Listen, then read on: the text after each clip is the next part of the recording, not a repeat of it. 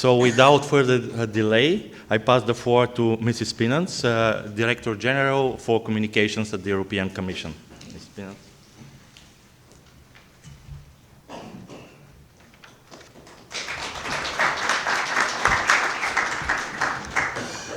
Good morning, everybody, and thank you very much for inviting me to address the Sofia Information Integrity Forum. It's a great pleasure for me to be here. And I want to congratulate the organizers for the initiative. I'm particularly impressed by the wide audience and by the diversity of the audience here, because, like the minister said, we are exploring here today a challenge which can only be tackled through a whole-of-society approach. We need public authorities, we need academia, we need civil society, we need the media, and we need the citizens to activate each of them individually and together to take position to protect information integrity and to help us counter information manipulation and disinformation. And the minister has presented this very eloquently. Indeed, the threat of foreign information manipulation and interference has grown considerably over the past years, and it has become a policy tool which is likely to stay in the policy portfolio of some malign external actors. So this is why this is a structural threat. It's not something which comes before an election and goes, and we need to be prepared to deal with it in the longer term. And indeed, we have seen more and more aggressive foreign interference and information manipulation in recent years. And we have seen this information as part of a much wider hybrid portfolio of activities against us. This is one of the major observations that we've had over the past months. So we see disinformation deployed at the same time with cyber attacks, with sabotage, with threats, with violence, but also with the very cynical weaponization of migrants pushed against the European Union's borders in the East.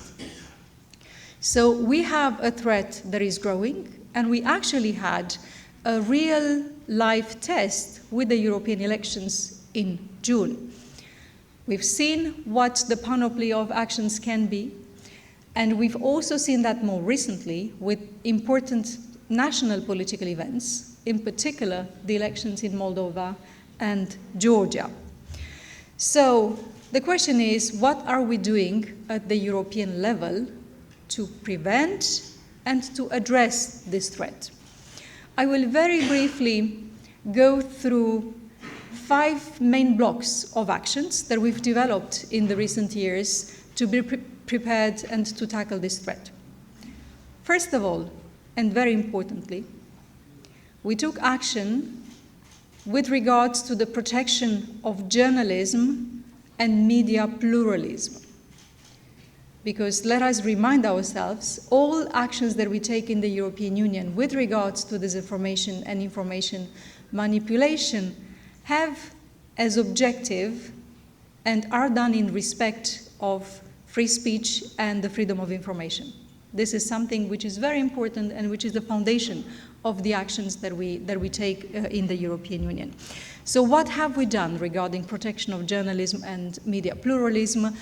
It's about legislation to protect journalists against abusive legal proceedings, the Media Freedom Act, or regulation about the transparency of political advertising. All of these are now on the table, and all of this will be important tools for us to introduce trust in the information environment by protecting journalists.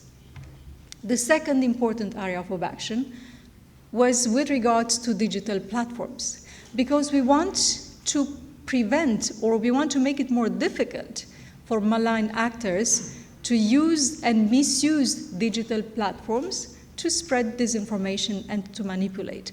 So what have we done? We have introduced groundbreaking rules either to ensure transparency with regards to advertising online. We have defined what is illegal content and what platforms need to do about it. And of course, with our now perhaps famous Digital Services Act, or DSA, we have introduced rules requiring platforms to assess the risks and to mitigate the risks in the information environment space. And this is a very important tool which will provide us the foundation to protect the information integrity in the online space. Third important area of action, we have worked on building society resilience. And this is done through media literacy, but this is also done by supporting and empowering civil society to act. We created the network of EDMOS, of course, with which you are familiar, which play a very important role in bringing together actors that monitor, detect, and fact-check disinformation instances. And fourthly, we have worked on awareness raising, because it is important that the public is informed and is aware about the risks in the information space and about the risks that they are being manipulated, with the intention of creating critical thinking. The last element of our work over the past years has really been about cooperation and about bringing the actors together in this field to create an ecosystem that addresses information manipulation and disinformation. And that is a cooperation among civil society actors, creating cooperation hubs, but it's also cooperation between all EU institutions and the member states, and cooperation with partners. The minister mentioned NATO. We are cooperating with NATO. We are cooperating with other partners from the G7 countries to exchange information to complete our situational awareness picture and to understand what is going on by connecting the dots. Now, are these actions bearing fruit? This is the big question.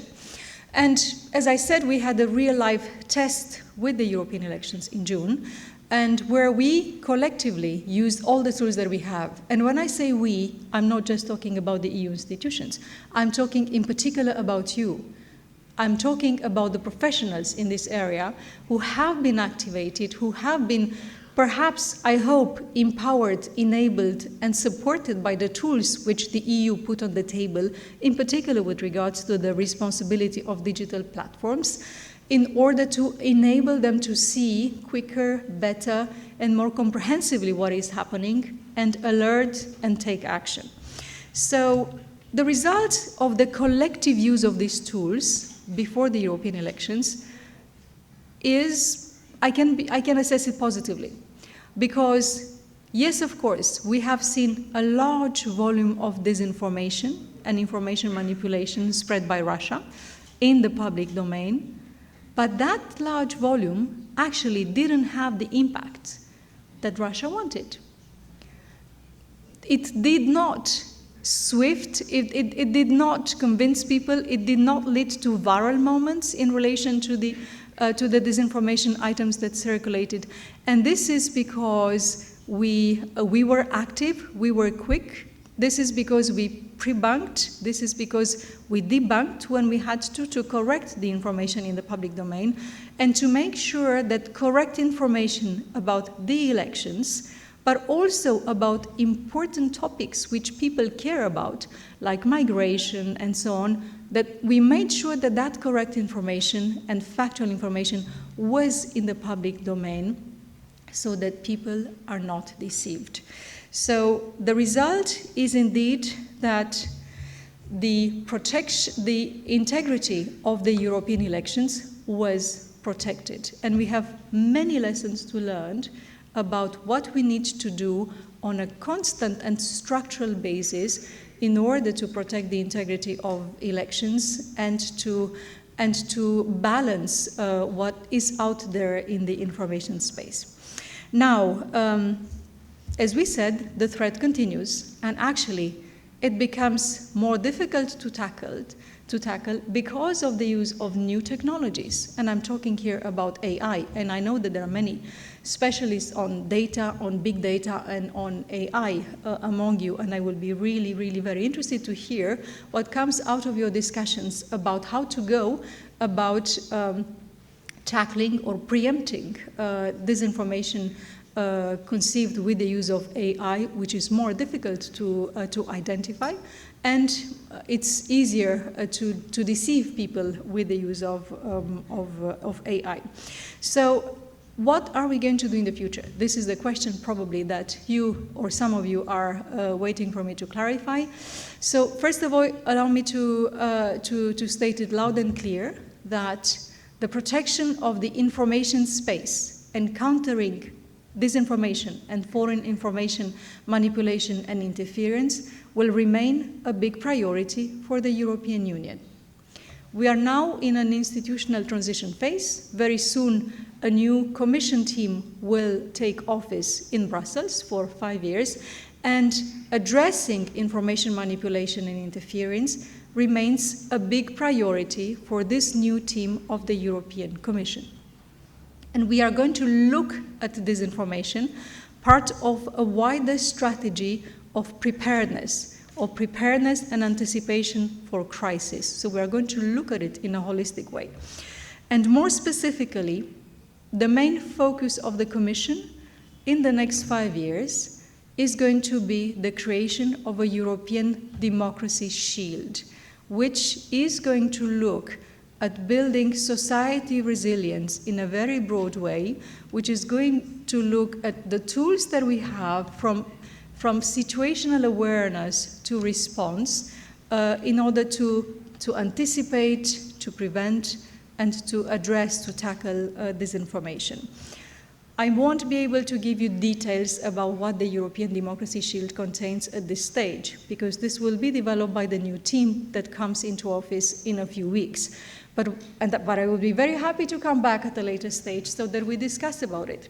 But what I can tell you is that there will be at least 4 areas of action which will definitely be the focus of the Commission work in the following years.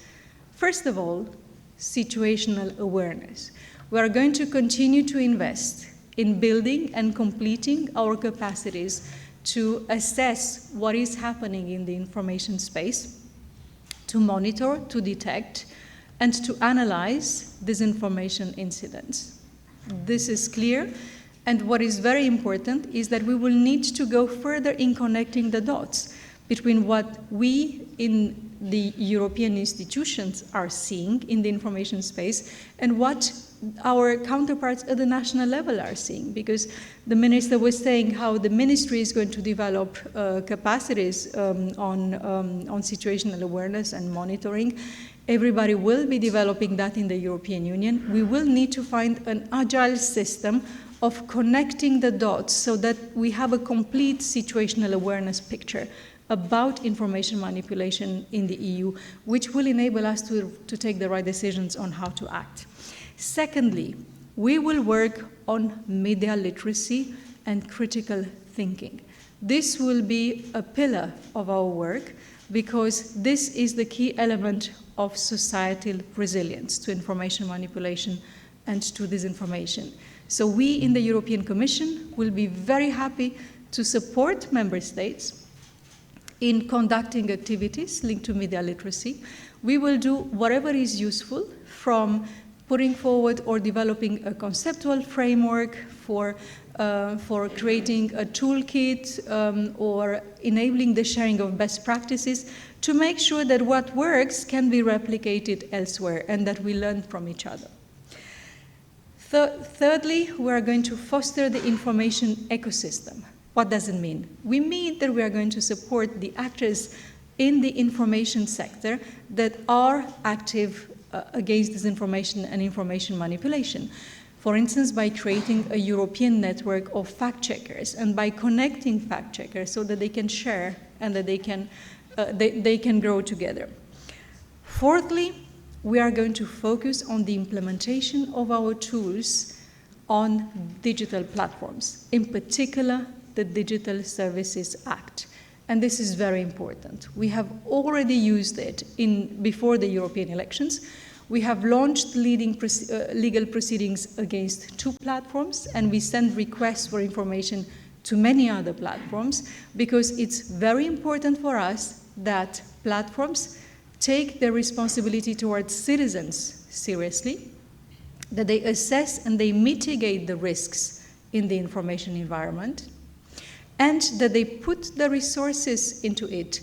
They put the resources on moderation on all languages, in Bulgarian as well as in English, in Romanian as well as in German. It's super important that the moderation of the public discourse on platforms is done in all the languages with the adequate resources. And lastly, we will be looking forward to cooperation. This will be a big focus of action for us because, as I was saying at the beginning, this is a challenge where everybody has a role, but ultimately it's for all of us to connect the dots and to create an information space which is trusted. Because yes, we need to make sure that citizens develop critical thinking. That is important.